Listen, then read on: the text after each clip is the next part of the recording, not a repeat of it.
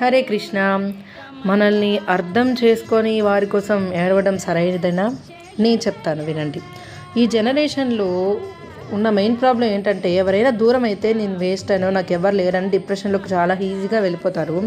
అయితే దీని గురించి శ్రీకృష్ణ భగవానుడు ఒక గొప్ప రహస్యం అయితే చెప్పాడు. ఈరోజు మీకు చెప్తాను. మనం ప్రాణం కంటే ఎక్కువ ప్రేమించిన వారు మనల్ని సైకో అనో, డేంజర్ అనో, మన కన్నీళ్ళని ఎక్కిరిస్తే మనం ఇంకా వారి కోసం ఏడుస్తూ కూర్చుంటామా? లేదు కదా.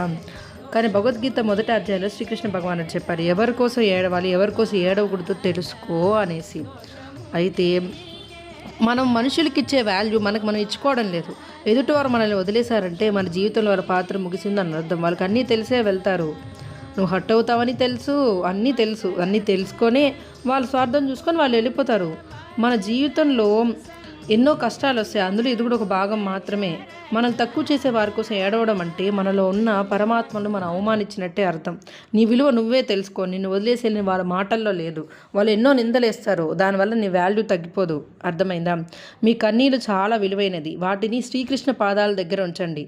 కానీ మిమ్మల్ని అర్థం చేసుకొని వారి కోసం మాత్రం కాదు. అర్థమైందా?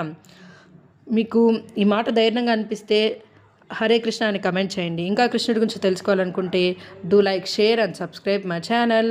ప్రతి ఒక్కరూ శ్రీకృష్ణుడి పూజ చేయాలని కోరుకుంటున్నా. హరే కృష్ణ.